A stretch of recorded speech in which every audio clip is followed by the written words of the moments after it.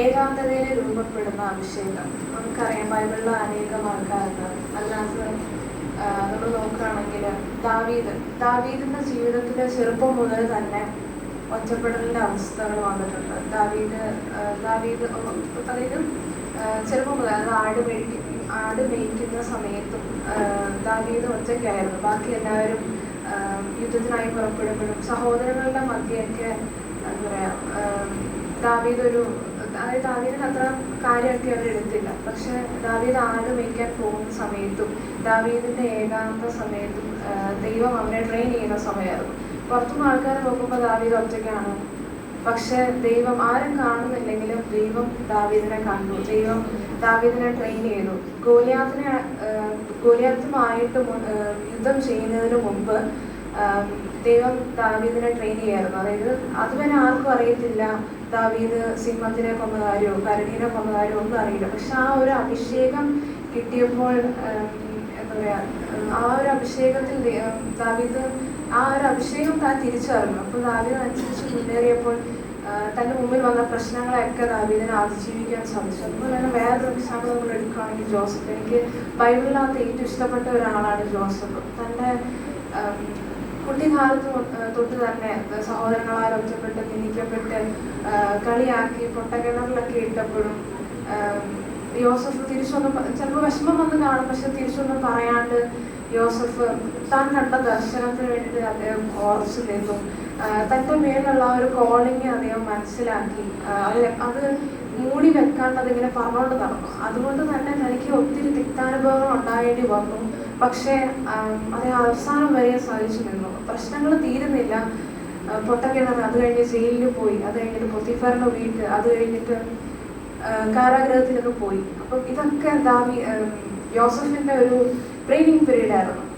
കാരണം ഒരു ട്രെയിനിങ് ലഭിച്ചാൽ മാത്രമേ ദാവീദിന് മിസ്രൈമിലെ രണ്ടാമനായിട്ട് പ്രമോഷൻ കിട്ടിയുള്ളൂ. അപ്പം നമ്മുടെ ട്രെയിനിങ് പീരീഡ് നമ്മൾ ഏകാന്തമായിട്ട് ഇരിക്കുമ്പോൾ നമ്മൾ ഓർക്കേണ്ട ഒരു കാര്യമുണ്ട്. ഈ ഒരു ട്രെയിനിങ് എന്നെ തളർത്താൻ വേണ്ടിയിട്ടല്ല, ദൈവം നമുക്ക് വേണ്ടിയിട്ട് ഹീസ് പ്ലാനിങ് സംതിങ് ഗ്രേറ്റർ. അപ്പം ഒരു താഴ്ച ഉണ്ടെങ്കിൽ നമ്മൾ ആലോചിക്കണം, അത് ഒരു പ്രമോഷനാണ്. ദൈവം നമ്മളെ ടെസ്റ്റ് ചെയ്യണം. നമ്മുടെ മനോഭാവം എങ്ങനെയാണെന്ന് ദൈവം കാണുന്നു. ദൈവത്തിന് അറിയണം നമ്മൾ എങ്ങനെയാണ് റിയാക്ട് ചെയ്യുന്നതെന്ന്.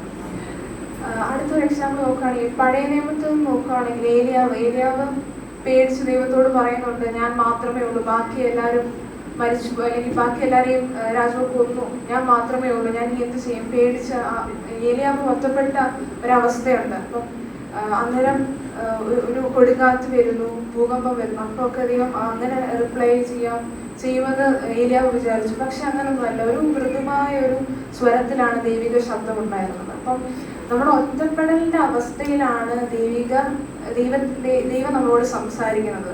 ദൈവം നമ്മളെ രൂപാന്തരപ്പെടുത്തുന്നത് നമ്മൾ ഒറ്റയ്ക്കിരിക്കുമ്പോഴാണ്. ദൈവം നമ്മളെ മോൾഡ് ചെയ്യുന്നത്. നമ്മളപ്പോഴത്തേനും നമ്മളെ വിട്ടുകൊടുക്കണം ഒറ്റയ്ക്കായിരിക്കുന്ന സമയത്ത്. പുതിയ നിയമത്തിൽ നമ്മൾ നോക്കുവാണെങ്കിൽ അതായത് യേശു സ്നാനപ്പെട്ടതിന് ശേഷം 40 ദിവസം ദൈവം ഒറ്റയ്ക്കായിരുന്നു. യേശു ഒറ്റയ്ക്കായിരുന്നു. ഒത്തിരി പരീക്ഷകളാൽ സാത്താൻ യേശുവിനെ പരീക്ഷിച്ചു. അതൊക്കെ എന്തിനായിരുന്നു? യേശുവിന്റെ പിന്നത്തെയുള്ള 3 വർഷത്തെ ശുശ്രൂഷ ശക്തമാകാൻ വേണ്ടിയിട്ടായിരുന്നു. ആ ലോകത്തെ തന്നെ ദൈവം യേശു മാറ്റിമറിച്ചു. അപ്പം ഒറ്റപ്പെടൽ അനുഭവിക്കുമ്പോഴും നമ്മൾ അതിന് മനസ്സിലാക്കേണ്ട ആ ഒരു ഒറ്റപ്പെടുത്തൽ നമ്മളെ ഒരിക്കലും ദൈവത്തിന് അറിയാം. നമുക്ക് നമ്മുടെ കപ്പാസിറ്റി എത്രമാത്രം നമ്മൾ താങ്ങുമെന്ന് ദൈവത്തിന് അറിയാം. അപ്പം അതിനനുസരിച്ചുള്ള ഭാരവും അതിനനുസരിച്ചുള്ള ടെസ്റ്റൊക്കെ ദൈവം നമുക്ക് തരത്തുള്ളൂ. അപ്പൊ നമ്മൾ അതിനനുസരിച്ച് നമ്മുടെ അഭിഷേകം, നമ്മുടെ കോളിംഗ് എന്താണെന്ന് നമ്മൾ തിരിച്ചറിയണം. നമ്മൾ എല്ലാവരും, ഞാൻ വിശ്വസിക്കുന്നത് ദൈവം ഒരു പർപ്പസ് ഇല്ലാണ്ട് ആരെയും ഭൂമിയിലോട്ട് വിടത്തില്ല. നമ്മുടെ മേളിലുള്ള നമ്മുടെ അകത്തുള്ള കോളിംഗ് നമ്മൾ തിരിച്ചറിഞ്ഞ് അതിനനുസരിച്ച് നമ്മളൊരു ഇൻസ്ട്രുമെന്റ് ആയിട്ട് നമ്മൾ ദൈവത്തിന് വിട്ടുകൊടുക്കണം. അതായത് ബൈബിളിൽ ഒരു വാക്കുണ്ടല്ലോ, ഞാൻ വാതിൽക്കൽ നിന്ന് മുട്ടുന്നു, ആരെങ്കിലും എൻ്റെ ശബ്ദം കേട്ട് വാതിൽ തുറന്നാൽ ഞാൻ അവൻ്റെ കൂടെ വസിക്കും. അങ്ങനെ. അപ്പം നമ്മൾ വില്ലിങ് ആയിരിക്കണം. ദൈവം നമ്മളെ യൂസ് ചെയ്യണമെങ്കിൽ നമ്മൾ ചുമ്മാ ഏൽപ്പിച്ചു കൊടുത്താൽ മതി. ദൈവം എന്നെ യൂസ് ചെയ്യണമേ, ഞാനൊന്നും അല്ല, എന്നെ അങ്ങ് ഉപയോഗിക്കണമെന്ന് പറഞ്ഞു കഴിഞ്ഞാൽ ദൈവം നമ്മളെ യൂസ് ചെയ്യാൻ ശക്തനാണ്. നമ്മൾ വിചാരിക്കാത്ത വഴികളിലൂടെ ദൈവം നമ്മളെ യൂസ് ചെയ്യും. നമ്മളൊന്ന് താഴ്ന്നു കൊടുക്കുവാണെങ്കിൽ അത് നമ്മൾ ഉയർത്താൻ തയ്യാറാണ്. ഈ വാക്കുകൾ ദൈവം നമ്മളെ